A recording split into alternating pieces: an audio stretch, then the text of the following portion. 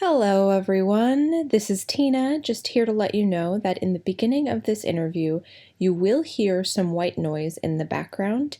I assure you, it resolves after the first few minutes, so thank you for sticking with us and enjoy the interview. Thank you so much for joining us. My name is Sienna Forrest. I'm here with my partner, Tina Christensen. We're the founders of Oops, Minnesota, and we have Corissa Bussian with us. Corissa is an amazing soprano and a native from Milwaukee. She's currently on faculty of K&S Conservatory where she teaches singing and piano. She has been in the chorus of Minnesota Opera and a number of their productions, and she also performs as a principal around the Twin Cities with other companies such as an opera theater and Art Song Minnesota. Most recently, Corissa and I shared the role of Mimi in Theater Latte Das La Boheme, which did not open because of COVID. But besides being an incredible singer and teacher, Corissa enjoys yoga, running, baking, and going on some fun adventures with her husband Carl and their 3.5-year-old son Bruno. Carissa, thank you for joining Yay, us thank you today. for having me. So excited and nervous, but excited, nervous. This is super casual. We just want to get to know you a little bit better as a performer and a person. So, to start off, how did you get started on the path of becoming an opera singer? Um, Probably similarly to most people, but a little unconventionally too. So I was going to go to school for graphic design because that's like what I was interested in, and I was all about that. And of course, I had sung in church and at school and in theater and stuff. But I really was like, oh, I love musical theater, but you have to be a dancer. And as everyone knows, I am not a dancer, so no one told me that you could take dance classes at in your major. So I was like, okay, I'll just do graphic design. And then last minute, I was like, no, no, I need to like do this. I love singing. I need to like pursue this. But I had no idea what a vocal performance degree was at all. So I got to school and was like, oh, okay. So there's a lot of learning, a lot of taking in, lots of things about the industry. And then I finally like realized I actually really, really loved and enjoyed classical vocal music and opera because I really didn't know what opera was. I did finished my undergrad. My voice changed. I was a mezzo all through undergrad and like a low alto, before that. And then all of a sudden I was a soprano. So as a 21-year-old graduating with my degree, it was like, surprise, you don't have any repertoire, you don't have any arias. So I definitely needed to take a little time off to figure out that transition, but also just like, do I really want to do this? And then when I was like, yeah, let's do it. So then I went back to grad school, finished my master's, and then I get it's kind of the same path as a lot of people, but yeah, I was not raised with opera. When you say that your voice changed, do you mean that your voice literally changed, or suddenly you realized something about your voice that was always there? Probably a little bit of both. I had a new teacher, and all of a sudden, like G's were not a struggle anymore, which they were most definitely before that. And so that was really exciting. But then also, she's like, "Yeah, you're a soprano." It's like, what? So it was a little scary, but also like, here I am, even in like my master's program, learning Viviani as a 20 mid 20 something, and everybody else is like, I've been singing that since I was 18, and so it was. I definitely felt the change, but it threw off my relative pitch before I knew what a G in the middle of the staff felt like. And all of a sudden now I had no idea. So it took a little bit of retraining and relearning as well. I was going to ask, how many years did you have in between your undergrad and your master's? Really only two. I feel like I've always been at the ends of programs. So at the end of my undergrad, they went through a big administration change like the next year. And that was also like the grad students that were there when I was an undergrad, they had been already working for years and they were almost 30. They'd like come back to just get that degree. And then like I did a summer program and I was like, oh yes, like I can't believe this could be like an actual job, a profession, a career. And it really just motivated me. I was like, I need to go back to school and like study and learn as a soprano and get to that point. And so then by the time I went back, so it was just 2 years later, everyone was just coming from undergrad. So I was like a little older at 24 being in a master's program. So that was kind of funny. And so like graduating as a 26, I thought, well, that's a good time. But I also still felt like I needed to develop a little bit more just because I didn't have those extra years, But yeah, so not a lot of time, but it was also like I said, if I was a little bit older, I think I probably would have waited longer.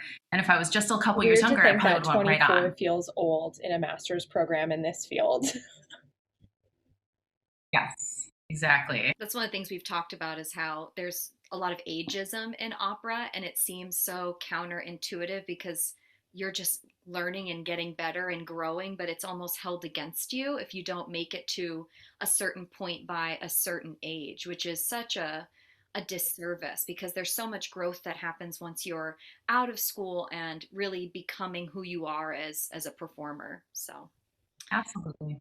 well, I'm really glad that you've gotten to this point. It's really fantastic to hear that you got back into it because I know when I thought about taking some time off between my masters, my parents were like, "No, you'll never continue if you don't do it now." And I always regret not doing that because it felt like just rolling through it wasn't as important to me. I didn't take the choice as something I wanted to do. It was the next step that I kind of had to do.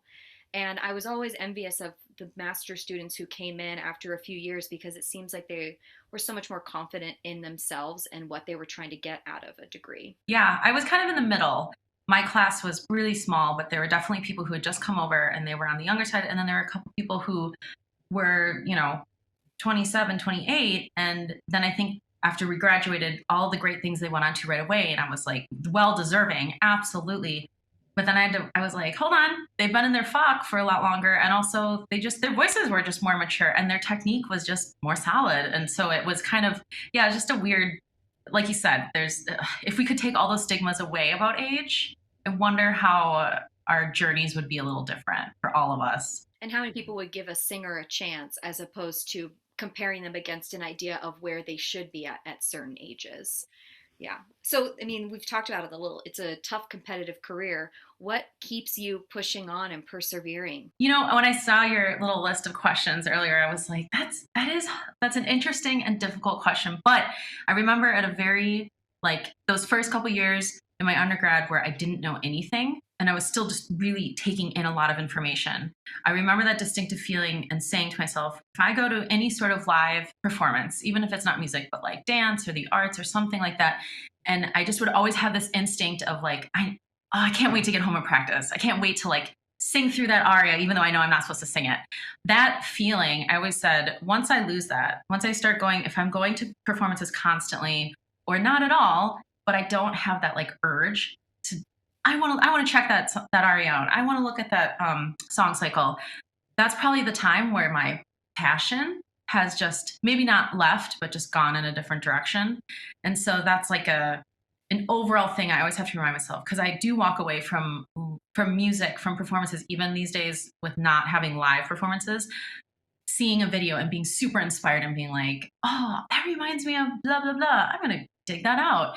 And just having that instinct is kind of the passion part of it. And then I think just as we get older, getting hired, that helps. That helps, like, oh yeah, I am doing something right. And a lot of those opportunities come with a lot of hard work and a lot of chance or people, but it's also like there is some sort of reinforcement that something is going right. So that's kind of the more practical side of like when I stop getting hired. Not that I won't continue to try, but when things are going well, it helps. Entirely. That outward acknowledgement of your work showing off and resulting in you singing well so people want to hire you to sing more. I think that's been the hardest part of the pandemic is not having that litmus test of being out in front of people and performing and growing in that way. So have you been able to adapt at all with COVID? Yes and no. I'm sure we'll talk about it more, but with the recent recording that we did, I think all singers, but I feel especially a struggle to keep my vocal health up. And I just saw your posts about the motivational aspect of practicing, and I think the mental part of it I've been fine with, but it's more like the physicality. I mean, I'm a mom, so I'm up, I'm talking, I'm constantly around, I'm doing a lot of like fitness, like I'm moving around. So it's not even like I've gotten into my like I mean, I will do a good binge. Don't worry. But I feel it's more just a physicality of, even with teaching, like I'm still active with my voice, but I'm just not singing as much. And so I've tried. It's been hard to find a balance for that. And I think we all know our somewhat of our foundation of what we need to do to get into good physical health. But that's like during a regular season, or that's during the summer when it's like, okay, so I don't have this and this lined up necessarily, but this is a good time to look at that new rep. But whereas this is just like a big question mark, there's no end in sight. I mean, there is, but it's I feel like without those kind of landmarks of the year or having those contracts, and I've just had like a hard time, even with my little spurts here and there. Like one month I was like, I'm gonna wake up every day and sing one of the 24 Italian art songs just to like get my voice going. And that lasted for about like 4 days. And then I was like, yeah, I mean, I love those songs, but it was just, You have to create the things, you have to set your own deadlines and goals, and it's hard when there's no resultant thing at the end of it, mm, because it does, everything just bleeds together. And I know that people are like, June, we'll be back in June performing. The fall, I do need a date. I want to know that. me too. Absolutely. It's hard when we've had so much extrinsic motivation keeping us going always, from being in college to going to different contracts and different obligations, and then having nothing. Like, not to say that we can't be intrinsically motivated about it, but we just haven't had to practice that as much. Absolutely. It's nice to know that. I mean, not nice to know, but I can feel that in the community. Like I feel like we're all struggling a little bit with that in some aspect, and that at least also makes it not feel so like depressing or sad. It's like, oh, we're all going through it. Okay, yeah. I think it's also helpful to remember that it's cyclical. You can go through phases of being really productive and practicing and then not doing it for a little while, and it's okay. Sometimes you just have to accept what you need at that point in time. I know now with all the stuff going on, it's even harder to do that, but for other people it's the thing that's keeping them grounded and going. So you just got to find out what's best for you in that moment and try to be nice to yourself about it. Yeah, self-love, right? We need a lot of that. Hmm. So, can you tell us just a little bit about the repertoire that you chose? Sure. The process was interesting. I honestly, when you guys first asked me, and even just when I heard about what you were basically creating, I think for some reason my first thought was like, yeah, like this is like some stuff that I've always wanted to sing. This is a good time to do it. And then as we got into it, I was like, why didn't I just choose my arias that I just need, that I love to sing. I'm in the vocal health that I need to be. I don't even have to, it's not even about the preparation, but I just know I could do it. And then I could use those recordings. But instead I chose pieces that I really, I don't know. I think for me, I was trying to set a goal and have some sort of productivity come out of all of this. And so the Strauss set, the Ophelia Elite.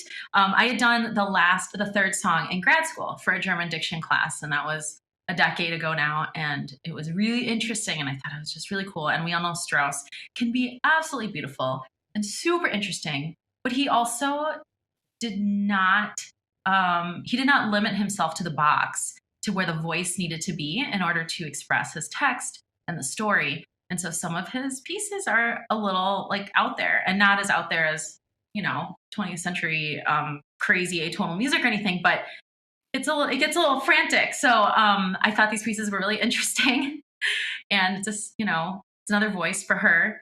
I liked his settings, and so I was like, let's do it.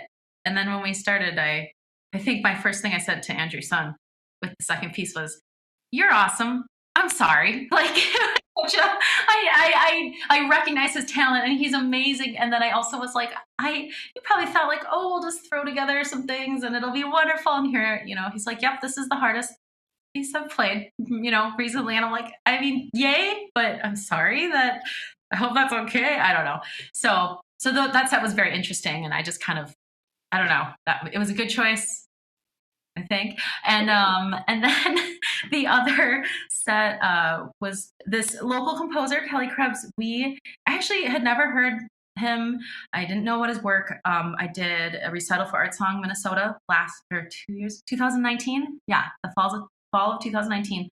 And Jessica Johnston, who actually just got married, and I don't know how to pronounce her new last name because I didn't even know she changed her name until I just saw it on Facebook the other day. So anyway, she is the director and creator of that little series, and she suggested Kelly Krebs because she was like, "What about, let's do a bunch of local composers?" And I was like, "Yes." And so I had sung a piece called "Cliff Notes from Your Mother" on leaving home, and it was just really beautiful. I just thought it was lovely and a little, contemporary with a little nod to maybe not a musical theater style, but it just definitely, it still fits in the classical voice world. But it was really lovely. And it touched me personally because one of my good friends here in the cities had just lost her mother. So I felt just very like connected to this song. And then Kelly Krebs came to that recital and we talked and he just said, I have, lots of music. And if you'd ever like to sing. And I said, yes, I want to sing it. So, took a little bit, but I chose these pieces by another local, poet. And I don't know, I just really felt the Minnesota like environment in both of these musical and lyrical parts put together in these beautiful songs. But they were also a challenge in a good way.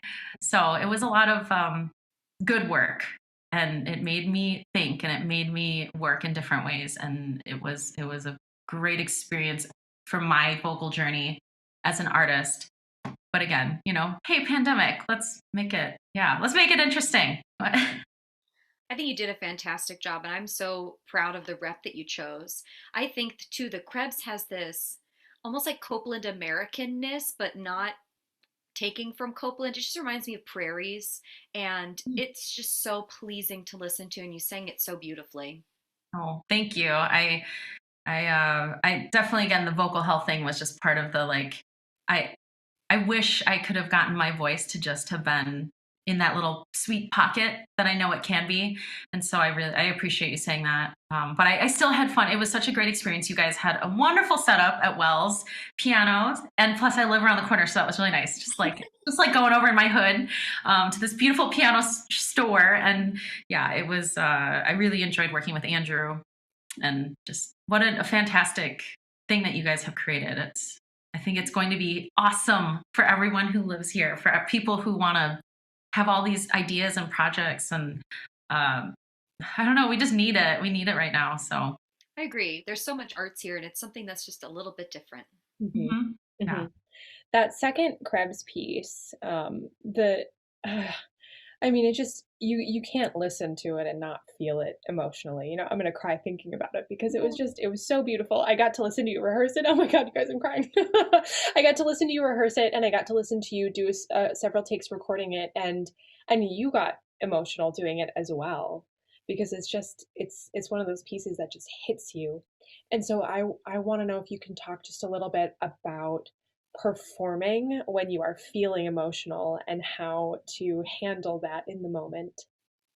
It's well, I mean, you ladies know it's there's that super fine line of being so connected that you're not acting anymore. You are creating that moment with that art, and yet you can't go over it because it's, I mean, even like you said right now, just like talking. I mean, I don't remember even who told me this a long time ago, but somebody told me like never cry on stage, never do it in a vocal piece, because it just takes so much out of us physically here, and it's really hard to come back to. Now if you get to like cry and run off and then you have a little break because there's another scene, then yeah, I mean, I'm all for that because I think that's real. I think that the audience, even if they feel it and they understand what you're doing, that extra little, it just, to me, I like that as an audience member. I like seeing that the plows going by. So I hope that wasn't and so for me,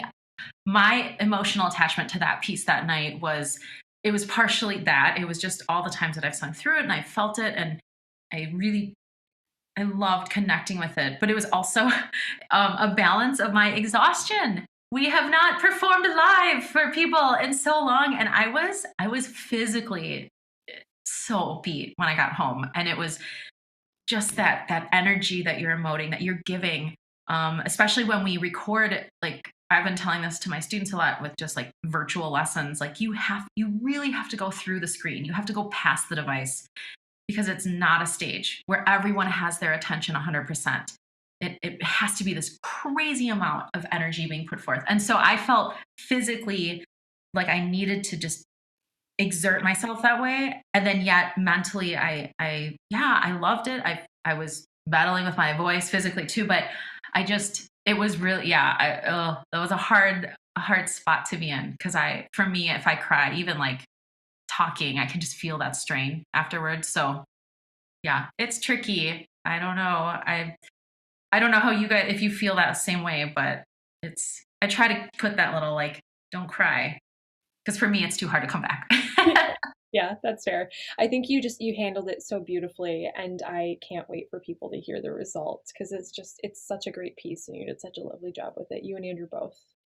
Thank you. I'm excited for people to hear both sets, just because the Strauss is unusual, or not as commonly done, I should say. But mostly to give spotlight to Kelly and Robert. I just think that's wonderful. Like they're here. They're around, they're making beautiful pieces all the time. So they're such different pieces, but you handle both really super well. And I think going back to the recording thing, what makes it easier when you're singing in front of people is you have the adrenaline that kind of puts you into that sweet spot of focus, and you're also in a responsive state because there are other, stimuli coming at you, and so you're just like a computer almost, just chugging along and doing your program. But in a recording setting, there isn't that same sort of rush. You have to self-generate all of that activity and as you're saying, energy. And it's really hard, especially when you know that people are just usually watch 5 seconds of a video and then click on. So I really commend you for the artistry that you brought to the camera. I'm excited to see them and to post them and put them out there for everybody to check out. me too. It's wonderful. It was a wonderful process. So I'm very thankful for that, especially like I said, out of everything that's going on. It's one project that I'm really like, this is gonna be great.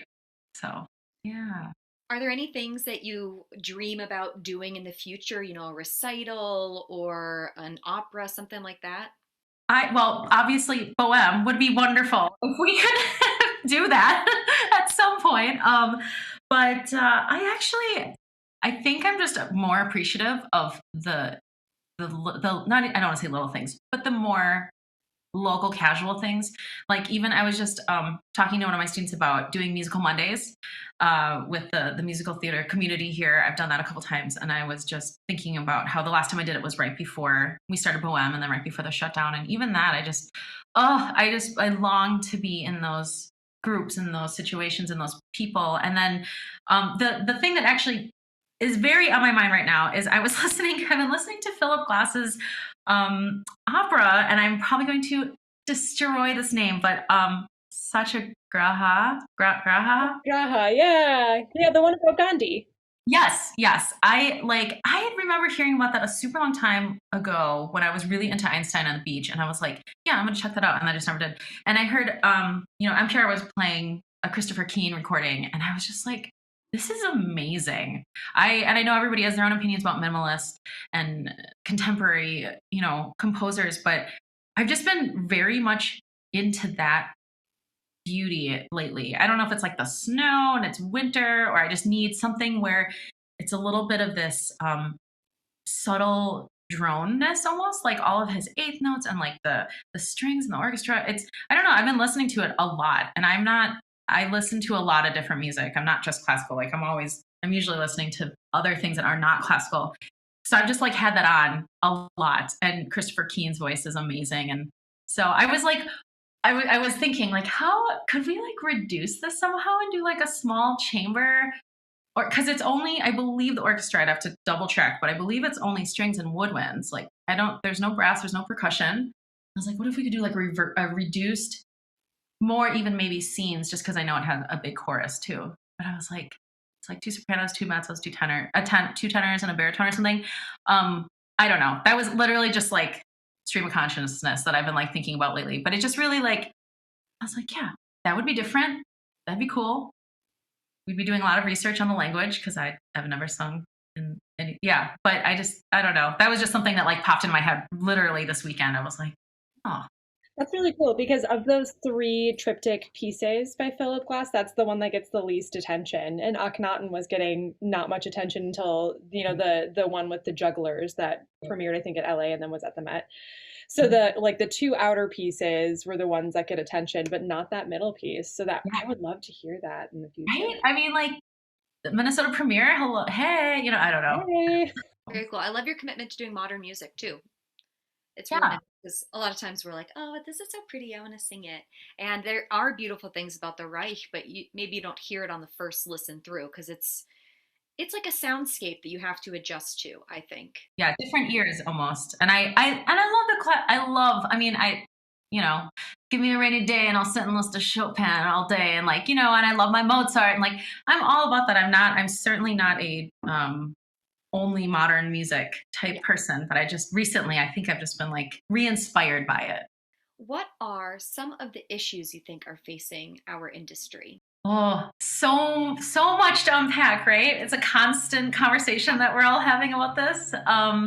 I besides the obvious ones about funding and the money and the audience, I feel like our generation is really we're trying to make that bridge to finding ways that we can actually make this accessible and entertaining for younger people, but also not completely changing it because we still want the art form. We still that's what we put our lives into, our passions, our devotion. Like, so I think that I feel like there's a lot of things in working right now with that. So I feel like at least it's like kind of going. I do think that our American Western view of opera is just so different compared to Europe, the rest of the world, but especially Europe. I really wish that the money thing could be more of a not necessarily government job, but like in Germany, for example, like if you sing in a house, you're a government employee basically because the government pays for the productions. They pay for I mean, it's like it's such a part of their culture. It's so important to them that I don't know. It's just not an elitist thing. It's all everyone can go, and so I think that that's a really hard. I don't. It's not even a problem, but just something that we're trying to figure out. Money. I don't know. It's not that everything comes down to money, but it's tough. I feel guilty. Sometimes my colleagues are doing wonderful things and I'm like, well, there's four, probably more, but like 4 or 5 things I really want to see. And they're all like a little over my budget. So I'm going to hopefully choose one of them. And then I still feel guilty for not going to the other ones, so that's hard. I know there's the talk of the stories, like we need to stop telling the same stories. But I also, as someone who loves history, that's because a lot of those composers chose to write about things that were happening at that time and the people who were in their community. And then I think when some of those composers were really excited and interested in other cultures, they went for it. And at the time, it could have been good or bad to that age. But now we are very upset with some of the things that they did. And I feel like it should be the opposite. I think it was wonderful that they wanted to get outside of the Western culture and those stories. But unfortunately, there just weren't enough of those connections around for maybe us to tell them accurately now. And so I don't know. I'm very torn about some of this stuff too. I think our industry we're trying to open doors and make it diverse and inclusive. And yet sometimes that actually feels exclusive to me. If we need everyone to be authentic all the time to exactly what they're portraying, then that eliminates a lot of things for people, a lot of opportunities for people, even though we're trying to include everyone. Basically, what I'm saying is if we're trying to be 100% accurate, I basically can't sing anything in the classical repertoire because I'm not an 18th century lady in a German household because that's not where my roots are. That's not where I come from. And you guys were talking a couple of coffee hours ago and about transgendered singers and just that vocal journey. And I think it's super interesting. And I'm so happy that there's a conversation about it. And I don't think that, they should be limited, or if this role is sung by a baritone, that is the only thing. I think there's so many ways to expand opera and expand the voice. As we all know, we are capable of doing so many different things, and that leads me to like Fach. I think we're so ingrained in this Fach box, and for those of us who never fit in any box, it's hard, it's difficult. Even as a soprano now, I'm still very like, I kind of dip my toes in everything, not because I think that's who I am. It's because I don't 100% fit in one classification, which I kind of wish I did. It'd be so awesome. Yes, full lyric, have at all of those wonderful roles. You will be a light coloratura forever. Perfect. I would love to be there, but I think that's also not a problem, but something that is so, especially in the collegiate academic setting, it's ground into us. And I think that's Well, even like a competition I sang at, I sang two arias and then you have a list of five or whatever. And one of the judges was like, why is this one aria on your list? It doesn't fit in with your other ones because of the Fach. And I'm like, have you heard me sing it? I could sing it really well, but just your determination is that that role is a little bit in a different direction. But you can't base that off of not hearing it, you know? And we have so many rigid considerations about opera especially, and I think what you were saying, you come to race and it's an interesting problem, but we are doing these shows with already so much suspended disbelief. Why can't race and gender also be those things? We're playing characters, you know? The audience does not think that in this world that we're living in, we're singing and speaking, you know? That's, they believe that, so why can't they believe something else? I think that there's a certainly dumbed down, or they think people won't understand it, which is interesting. absolutely. Well, and that goes back to the elitist thing. Like, you won't appreciate this unless you've seen The Marriage of Figaro 500 times with so and so conducting and, whoever on stage. Like, there are so many aspects of a production that even, I mean, I don't think we need to like go crazy and have it super. I literally saw a production of Turandot where they were in space golf costumes, and everyone, yeah, it was like a really weird concept. I mean, everyone sounded amazing. It was fantastic. For me, I was like, I can get abstract, but I actually just don't understand. I don't know what's going on. I have no idea what's happening, even though I absolutely know what this show is about, and I know these words. But like you said, yeah, why do we need to dumb it down for our audience, even though the audience is supposed to remain this like well-educated, group of people who love opera and they know everything about it? It's like, no, you have so many people in the audience who this is their first time, or maybe they're new to it. And or like me, there were a couple operas that I thought I disliked. I was like, I don't really get why this is such a big deal in this community. It took a really awesome production for me to be like, this is an amazing show. The music is beautiful. The characters are very, very, well, not all of them, but some of them are very cool. Because I literally, the production I saw was just, it was either, it was period, but boring period. There was nothing interesting about it. And it's not because I love a good costume. I'm all about it. I think that's part of the reason I probably love history, but like, it's not about that. It's everything, the lighting, the set, what the director has allowed or wants the actors, the singers to do on stage. It wasn't even a Park and Bark show, but like, that's how it felt because there was no connection. So that's the thing. Like, yeah, the audience is smart. We can figure it out and we will go to that world, but you have to make the effort to put us there too. Can't, and it also can't be like Sesame Street opera, which may work for some people too. I don't know, but yeah.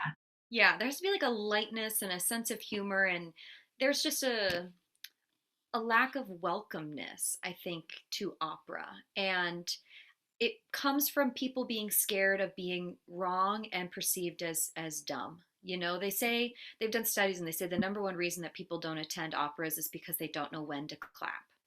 And that Yes. is, you know, a barrier to people appreciating and enjoying something. And I hope that by making these videos and by promoting artists that are our age, sharing the things that they find passionate, like what they respond to in the music, and their own artistry projects that they are interested in, that introduce a new group of people to an art form. I remember, oh, what is the show with the vampire? Twilight. Okay, Twilight. You're gonna wonder why I'm bringing this up. My older sister saw that movie, and Edward, is that his name? Whatever. He is listening to classical Yeah. music, Claire de Lune. And so my sister, I remember her texting me, asking me, can you recommend music that's similar to this? And those like gateway things are huge game changers for people. And people, they crap on Mhm. like Josh Groban and, Andrea Bocelli and all that. And I'm like, guys, those are the gateway drugs. Like we need to be promoting that. I get a little angry when people say their favorite opera is Phantom of the Opera, but that is a learning experience for all of us. It is a musical set in an opera house. There we go. Yeah, I agree. It is all about that crossover. I get it. Like I get why people love that. These composers are writing these contemporary songs in the more classical style for these voices that are aesthetically very nice to listen to. So I'm all about a crossover. I try to, when like if my students do ask me about classical singers that they've heard, or if I send them a video just for reference for what this is good diction, this is what the song is, it's accurate. I tried to tell them, oh well, Carousel, Renee Fleming was on Broadway doing this show, and has been a fan/singer of musical theater and jazz for a really long time, rather than like, you don't know who Renee Fleming is? Well, and it's because that's how I was treated. I got to school, and like, true confession, I think I was on Anna Hashizumi's podcast, and I think I told her this too, but I got there and everybody's like, well, I came here to study with Suzanne Menser. And I was like, oh yeah, me too. Uh-huh. And I like had to like go and research because I had no idea. And it's a small program at DePaul. Like I should have known that she was on the faculty, but she wasn't going to be my teacher. I had already been assigned someone else. And that was one of those times where then once I found out how amazing she was, I was like, I am so lucky to be in this school with her. Like, but I literally, it was that shame of like, oh, you didn't go to performing arts school and you don't know who blah blah blah blah blah blah is, and like, oh, you're not sitting with your score and watching the ring cycle and following along. Who are you? Why are you here? I mean, it's not that everyone was like that, and that's probably why I was friends with like the jazz guys and like the guitarists and other people who were not musicians. But it was that like, oh, I have a lot of catching up to do, and like you said, it should be the opposite. Hey, you like Andrea Bocelli? Why don't you listen to blah, blah, blah, blah, blah? These are tenors who are, only classical. They are the opera. That style is what paved the way for Josh and Andrea and Charlotte Church. Dude, I wanted to be Charlotte Church. 13-year-old me in my room, memorized her CD, singing along. Oh, me too. Mein Herr Marquis and the Habanera on the same album. No big deal. It's fine. No rules. See, she was breaking the rules. We're just taking after Charlotte Church. Dear Lord. I will say, just because the holidays happened, her Christmas album is amazing, and I have totally ripped off her descants. If you guys ever want a little descant, Joy to the World, Hark the Herald Angels Sing, and Oh Come All Ye Faithful. Yeah, on like the third verse, whoever wrote those for her, do them. They're wonderful. You're like, hey. That's exclusive. Get on it for next season, everybody. I'm serious. I've been using them for years. Sorry, I don't know if I'm supposed to be paying for that. I don't know. Whatever.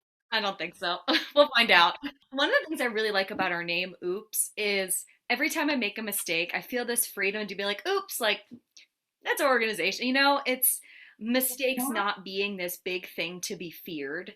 And I think that is a major problem, at least with musicians, because we're held to such a high standard, not just externally but internally, that there's this block against making mistakes because we don't want to fail or be dumb or do something wrong. So I'm claiming it. We're oops. So, and any mistake, just oops. I love it. And it's also it sticks out and it's memorable. I mean, you did a really nice job of having something that, yeah, I mean, seriously, even if people don't they're not actually interested in classical music, they're still going to remember your name, and there's still somebody will be like, "Oh, I'm a singer in town." They'll be like, "Oh, I heard about this group called Oops." I mean, like, you're not going to forget that. So yeah, All Tina, seriously. It was like half a joke, and then Sienna liked it, so it wasn't all me. So there has to be the first follower for something to And then we happen. brought it to Chip, who is one of our founding board members, and he loved it. He's like, "You got to do that." And then it was afterwards, I was like, "Wait, are people going to think we're not that serious?" And I think it's okay to not be serious all the time, especially when we're not the Met. We're not trying to do that. We're trying to promote and encourage artists and help fund them to make their own projects, to show their personalities, to just to have that freedom to play around and explore. And I think a lot of that hasn't been supported. And mm-hmm. Standard grants, you have to have these parameters in order to get the money, and a lot of times it's the same people. Someone told us recently the key to getting a grant is to sing the weirdest music you can think of. And that's what they want to do, new and odd things, and there's nothing wrong with that.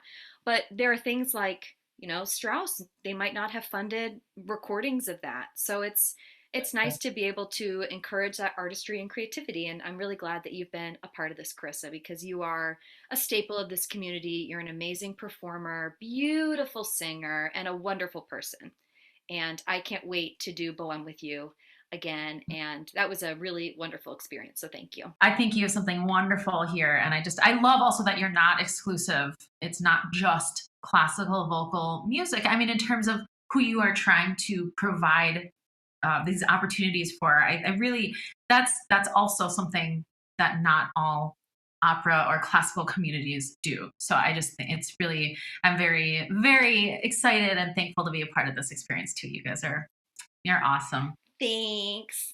Tina, do you have any questions before the rapid fire round? Rapid fire, let's go. We will try to make this rapid. We're not very good. We ask follow up questions, but actually, it's me. I say we, it's me. Oops, it's me. It's both of us. Okay, so let's start. People would be surprised to know that you are. I am Korean by blood, but I pretty much feel like a Norwegian. Like I just made krumkake at Christmas time because that is like what I was raised to do. So I'm like a Korean Norwegian. I love that. Do you have any pre-performance rituals, like the day of the show, what you have to do to get ready? Not really. I just try to do what I do on a daily basis. So like for me, coffee is a staple. So I will drink coffee. I have to have my water and I will bring what I need for that. But the only thing, it's not really a ritual. It's just because I know my body is I will not eat before performance. And it's not because I'm worried about my costume. It's literally because I will have crud in my throat the whole time, or I won't feel like I can be completely there. But then that means I'm totally gone. I like need to eat right away when I get home. So I usually especially if it's a back to like when things were normal, a late night performance, I will eat like a full meal at like 11 o'clock at night. And then I feel terrible the next day, but it's okay because I got through it. So yeah, no, nothing crazy. What are you doing the minutes before you walk on stage? Probably going over the words, the lyrics in my head still. That is my slowest process for everything. It's not because I don't work on them. I probably work on the lyrics the most. For some reason, my brain it doesn't come as naturally to me as the other things. So I'm going through that, or whatever my pickup like cue is. Like if there's like that first pitch, I just still have to put it in my mind, even though I know it. I can still just do it, but I still just remind myself, oh yeah, there's the flute with that minor third above, whatever. Because otherwise, if I just walk on, I'm scared that I will not do it, even though I trust myself. It's weird. Psychosis. It's great, isn't it? Like your safety blanket, and you have your ritual to get through. I think we all have those little things. And for some people, it's the exact opposite. Like if I look at the music before I go on stage, I know I'll mess up. So it's really interesting how everyone is so different. Some people also want to eat a Chipotle burrito before they walk on stage, and other people want to be empty. So COVID restrictions are lifted. Everyone is vaccinated. What's the first thing you do? I would probably make an effort to just go and hug everyone. Everyone, like even the people that I don't want to hug in real life, I probably would still hug them. I miss that. And I miss not just the contact of like the actual seeing someone in real life, but I just want to like go and hug everyone and probably get a little wasted with everyone too, and not have to worry about our breath being crazy. And yeah, I don't Share know. drinks with everyone. Just like dive all in. You're going to be licking railings. I Yeah, mean, we're all gonna get some sort of something, but it won't be COVID, so it's fine. well, don't hug Tina. She doesn't like to be hugged. But you know, I was just thinking, even though I don't like to be hugged, I would hug you, mainly because the last few times that I've seen you, including this interview, I have cried. So I feel like I'm in that emotional space where I can hug you. That's what I mean. Like it's an odd, it's that weird disconnect that we don't have, and or that we don't get to share that physical space, and yeah. So I appreciate that, Tina. Also, you know, I would never give you a back hug because those are the worst, especially if you're not a hugger and you don't know what's coming. Those are absolutely the worst. That's like I'm someone coming to hurt you. So no back hugs. I appreciate that. So, if you could give a duo recital with any artist, living or dead, who would it be? Honestly, one of them would be Elliott Smith. I went through a very like college time listening to his music, and I always felt so sad about the way that he died. And I just think I thought he had a beautiful voice, and his songs were just very emotional to me. They just made me feel, I don't know. So I would like, it could be all of his songs, or it could be new music, or I don't care. Like, I don't know. I just always really, really liked his music. Okay. And then the other person, just because I like think their voice is just amazing, is and again, the pronunciation, I would say Bryn Terfel because that's how everyone said it, but then lately it's been Bryn Terfel, and there has been a correction through the classical waves. So he was one of the first voices that I was like, okay, singing is amazing. The human voice is amazing. And I really just think his acting and his emotional connection is fantastic. But you could totally be the Susanna to his Figaro. It would be so perfect. I would so watch that. His figure, that's like seriously that his production, what was that? 94 with Renee and Suzanne. And that was one of those well done productions in the classical period that just, I don't know, it like makes me smile every time I see it or listen to it. It makes me be like, this is what I do. Like I'm a part of that. What's one item on your bucket list? I would really like to return to Korea, South Korea, but I want to bring my family. I want to go with Carl. I want Bruno to see where his roots come from. I went there once, but I was 12, and that's like, it was a wonderful trip. I went with my mom, my stepdad, but it was literally a month after my brother had passed away, and I had already told my mom, like, we do not have to go. This is obviously a very fragile time. And she's like, no, we need to do this for you. Like, this is a part of our family. And so even though it was a fantastic trip, I would like to go back as an adult. And it's not impossible. The government and they have such a different opinion now of the adoptees that they've basically like given away to the world, and they're very welcoming. So I know it's doable. But there is one competition that everyone should do, that this was my way to get back there. There's, what is it called? The Seoul International Concerto Competition. I don't even know if concerto is part of the word, but they rotate every 3 years between violin, voice, and piano. And every time I looked up this competition, it was always the wrong year. So I was like, okay, 2 more years and then I can apply. And then by the year that I was like, this is the vocal year, the deadline had already passed 6 months before, and now I'm too old. So I think people should go and do this competition, because I always look at the winners, and especially the vocalists, and there's rarely any westernized singers, mostly just because it's halfway across the world, I'm sure, but a lot of Southeastern Asian countries, of course Russian, and of course like some of the other countries that are closer.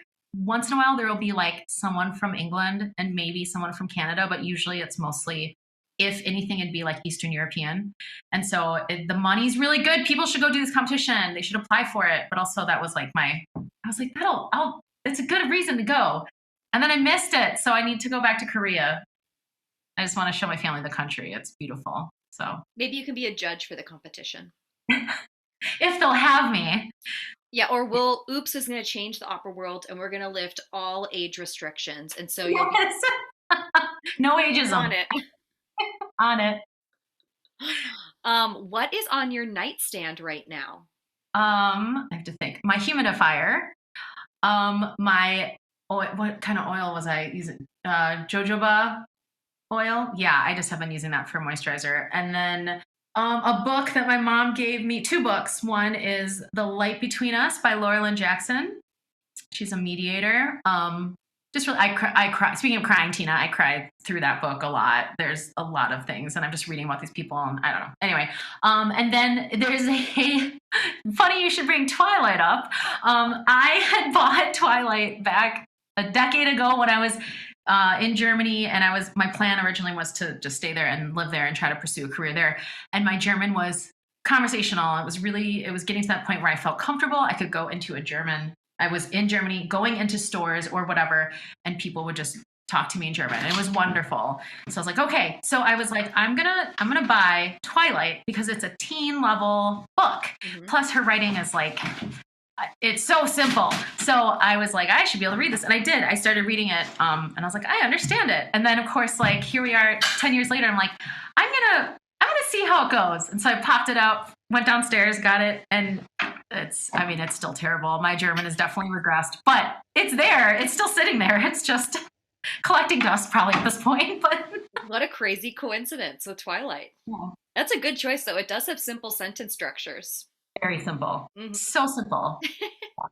Everyone, go for it if you're trying to further your German. Twilight in any language. Get started. What is something that you are proud of? I'm proud of accepting my voice and what I produce. That being said, there's still lots of work. There's so much work. I'm still very critical. I'm never happy with what I do, which I need to let that go a little bit too.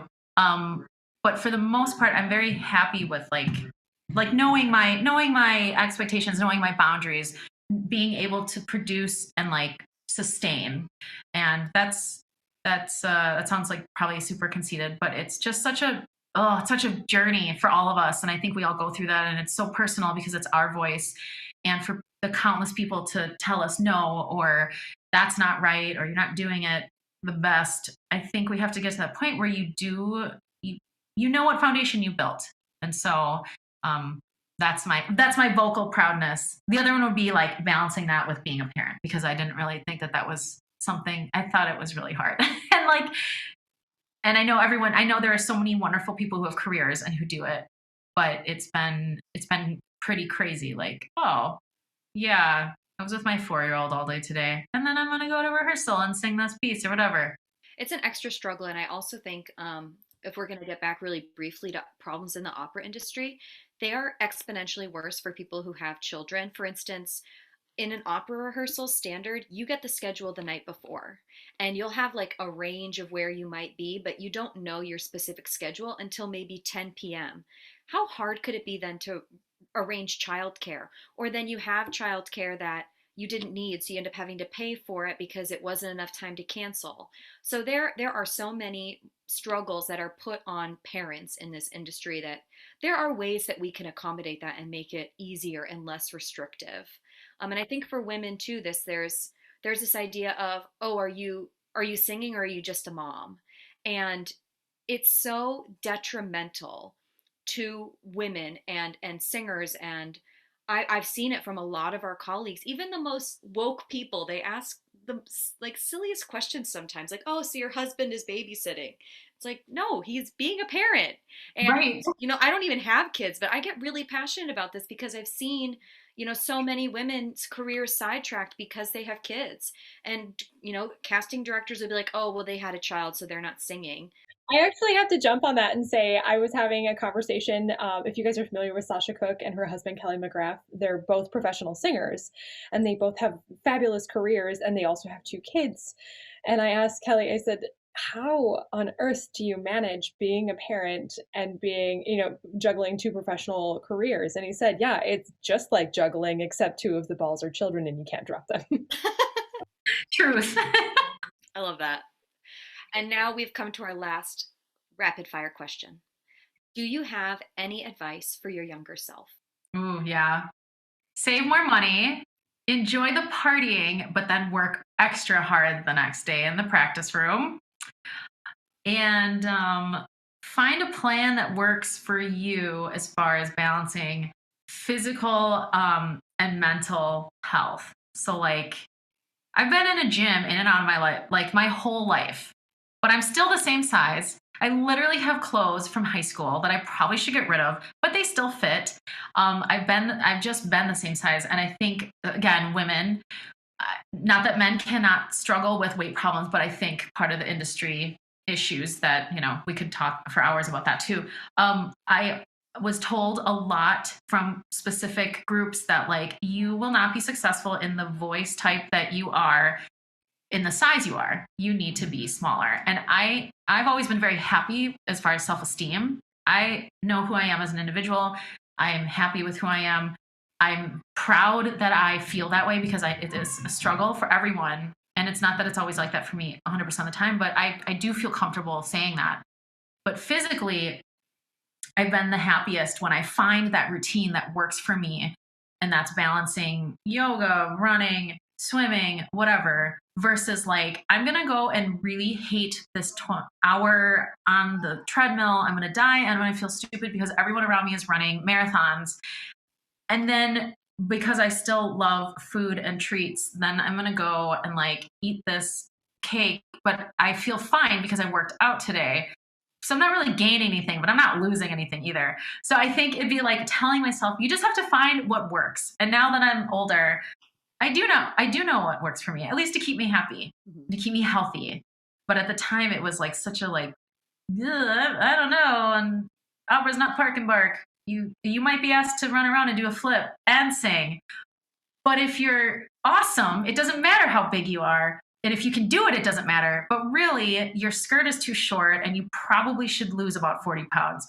Oh, okay. I guess I'll just go back to the practice room and then go out with my friends later and do the same thing I did last night. So, yeah, just like, I don't know. It wasn't a struggle, but now when I look at that time spent, it's like, we could have streamlined some of that, could have made it a little more efficient.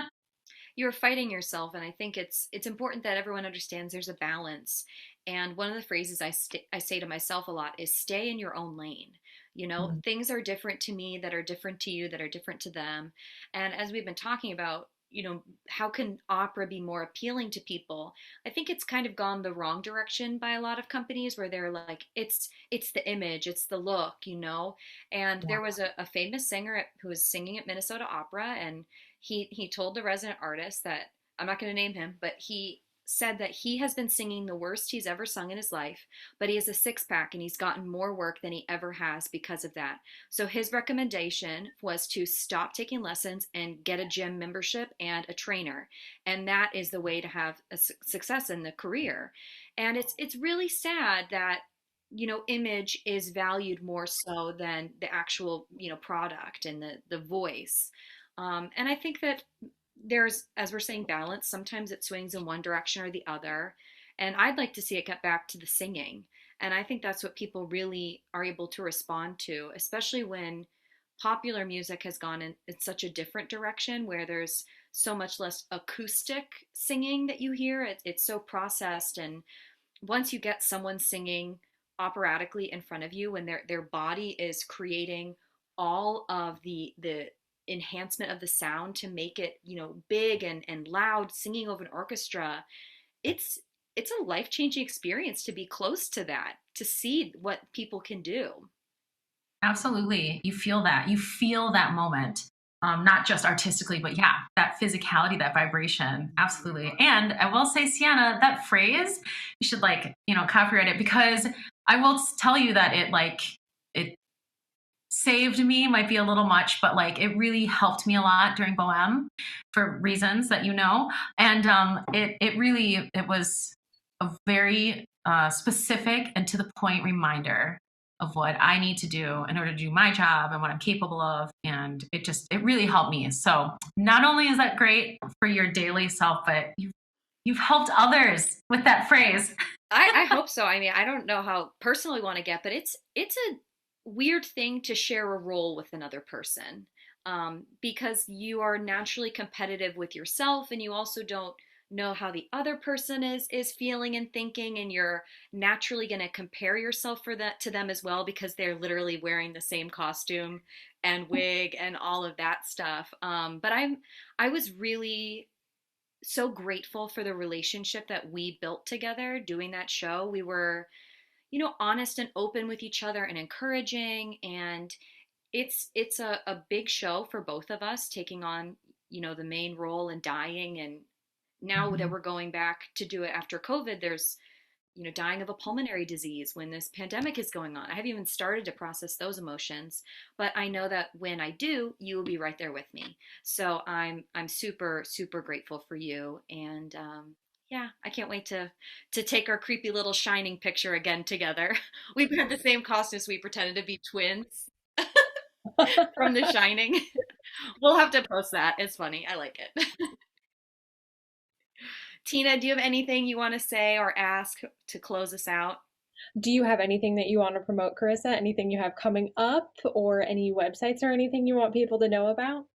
I'm terrible still and do not have a website. I'm trying to be better about social media in general and like, hello, I've done this. Here it is. Do what you want with it. So nothing concrete. I do have a local thing that was just proposed to me that I'm really excited about from another local composer. But I have no timeline. We literally are just emailing back and forth. And so when that is more in fruition and a plan, then I will share that specifically because I just, it's more her project. So, but other than that, gigs, I'm here, I'm ready, I'm open. I bought myself a tripod and a ring light. I'm getting there with my technology. You're ready to go. Everyone, give her some collaborations. Well, thank you so much, you guys. This was really fun. And thanks for making it not very like high pressure either. It was fun. Thank you. I really enjoyed this one too. I've enjoyed all of them, but thank you for joining us.